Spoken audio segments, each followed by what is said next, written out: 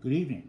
Name is David. Thought I would start this message on the evening of Sunday, 13th of February 2022, 7:49 North American Eastern Time. So what I would do is discuss the latest loss by the Leafs, my favorite NHL team, and that it was the second consecutive in regulation.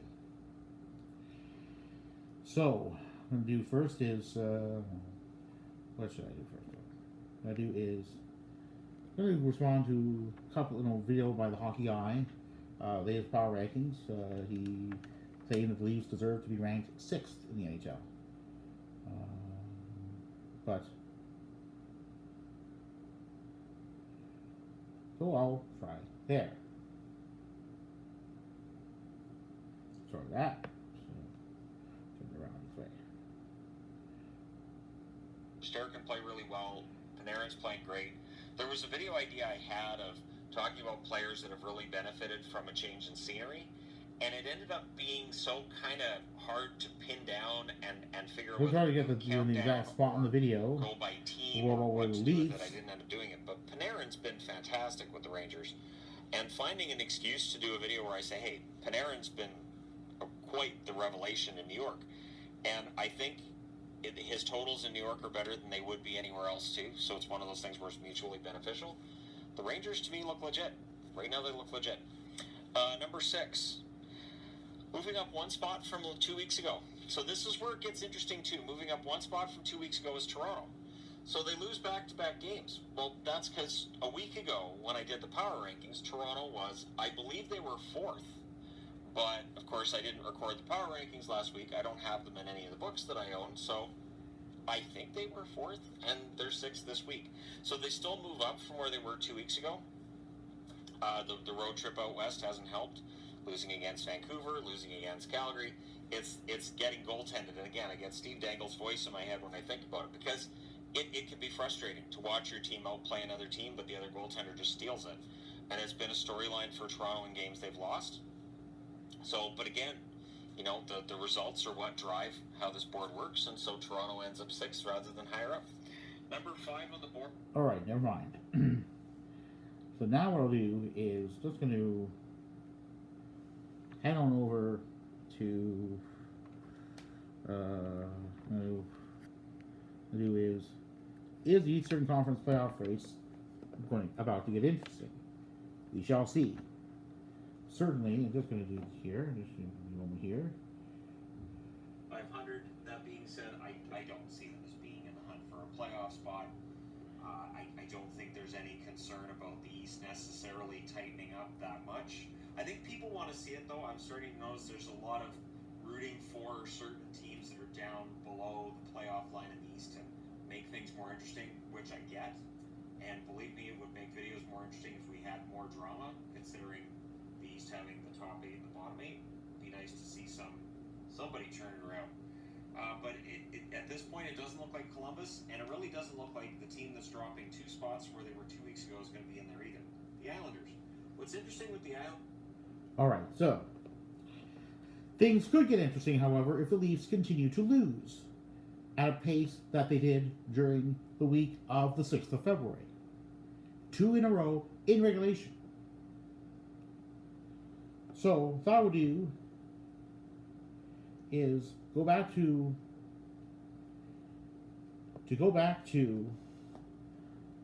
first of all, over-reliance on goaltending is a big thing.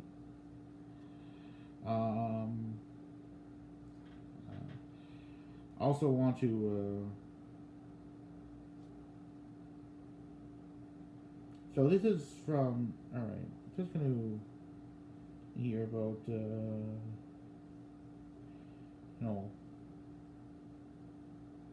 about my own response to a claim made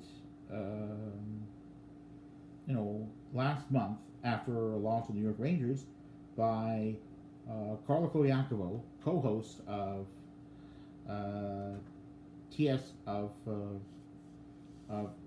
Toronto-based TSN 1050 radio morning show, First Up 1050.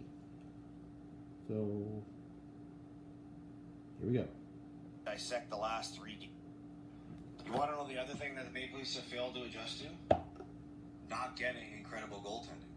Yep.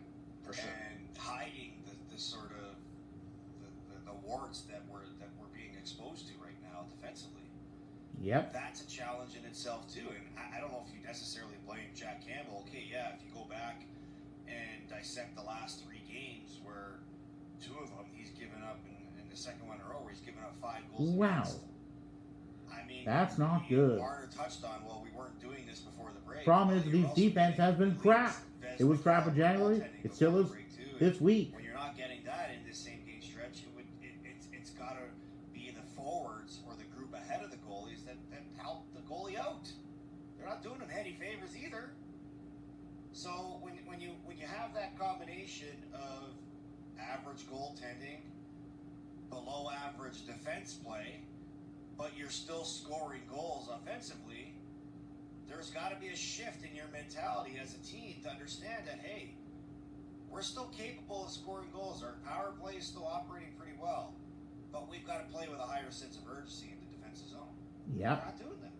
No. There's no doubt, and that's January. The Leafs are going to have to rectify Aaron soon. Perolak, the other co-host of being in the mix First of that Atlantic 50. Division and avoiding the first-round matchup with Florida or Tampa. I think that's the crux of the regular season. Take a genius to figure that out. They got to win that Atlantic Division if they want to take it deep into the playoffs, because the idea of beating Tampa and Florida in consecutive rounds, I guess anything's possible. Certainly it's possible. Is it likely? I don't know. Well, let's look what happened during the last postseason.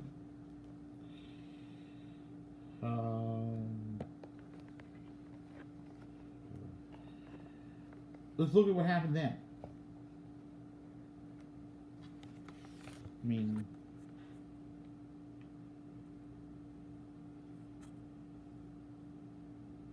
so I'm going to go a little bit here. You know, for this Steve Dangle podcast. You know, one here. Championship run, I learned that the regular season means nothing. Well, it means Absolutely something. I feel bad for Leafs fans next year because they're got to sit through 82 games and There's a realize date. that, hey, Steve Dangle, it means absolutely Adam Wall, nothing. You're 82 co-host of games. Steve Dangle I can't podcast. wait the playoffs. To do LFR for 82 games. You got to do it. It's your job. So They don't matter, but they don't matter. Well, They not don't. as much as There's perhaps exhibition. the. There's exhibition, and then there's exhibition that counts, and then there's the playoffs. right. You have your warm up. It's your 82 games, and then that's your warm up to win in the playoffs. But the thing about the kicks of the can with this team is that the bar is so low. With all of those franchises, with, hey, Malkin and Crosby, they had a bad playoffs, you don't trade them. Ovechkin didn't win a cup till 2018. The bar for Matthews and Tavares and Nylander and Marner isn't to win the Stanley Cup or go on a deep run. It's just to win a round. At first, it is. Yes. Like, so the bar for fans is, hey, close out one series. You've had 5 tries at this. One series with 3 attempts to do it. It's not go win a championship. It's win a round and we'd be happy. So that's why I'm like, hey, there's a couple guys here. You didn't show up in the only part of the season that matters. You showed up in the preseason where you got to practice to get into the playoffs. You showed up there, but then you didn't show up again in the playoffs. You don't get another kick at the can because your bar for success is at the ground. You can walk over it, and you couldn't do that. At some point, you can't. So, If I might. All right, so now I'm going to go to a Twitter post about sticking with one's stars. So it's a very interesting segment from Leafs Lunch 1050, which at the time was hosted by Andrew Petrillo and TSN Scouting Director Craig Button. That somehow sticking with one's stars have been the way to go. Well, not so fast in case of the Leafs. Please stay tuned. You either win a championship or you don't. This has to do with a team that's sticking with one's Everyone was stars. saying, not everyone, but majority, right? There were voices out there that said, you got to trade Ovi. Like, maybe it's time. You're not winning with him, so what can you get for him? Like, we know that chatter was there.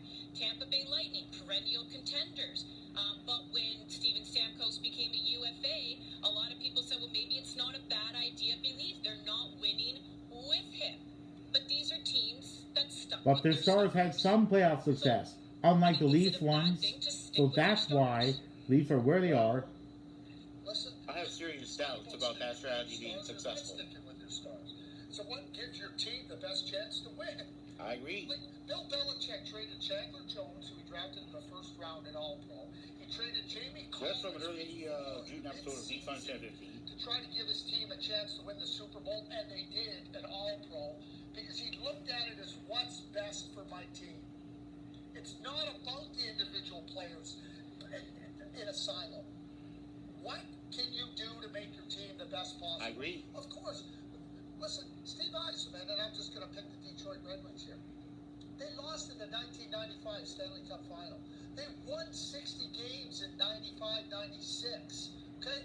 Like, last time I looked, this team hasn't won a playoff Well, that's the round in Leafs. 5 years. So really we're going to compare him to Steve Eisenman and Detroit Red Wings? Give me a break. And let me just, everybody keeps bringing up the Washington Capitals. Well, I'm going to bring up a different Washington Capitals team where they... All right, so the bottom line is sticking with one stars. Is it a good strategy? It hasn't worked for the Leafs. But you look at the core four. Okay, during the 2021 Stanley Cup playoffs, Tavares got hurt, freak accident, totally accidental hit. William Nylander scored more earned more points than he played games, 7. He earned 8 points. Matthews scored a goal. Marner didn't score any. So sticking with stars, yeah, it's time to take at least one piece out of the core four because it's not doing well. Well, we still have the core four. Hopefully, this will be a winner, but I'm concerned. The Leafs have lost 2 consecutive games. They have, they've scored against Calgary Flames the opening goal, but then just fell flat on their faces. 5 unanswered goals in a row, no good. So what I'll do now is just go whether the Leafs, as of the last season, had a Barclay Goodrow type player, a grinder. So this is the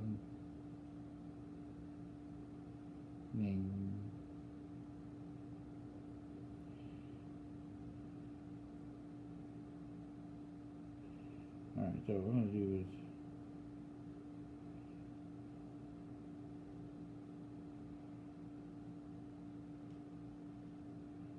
alright, so just give me a moment here.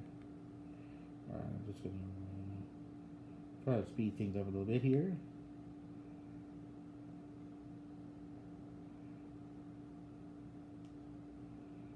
Alright, so here we go.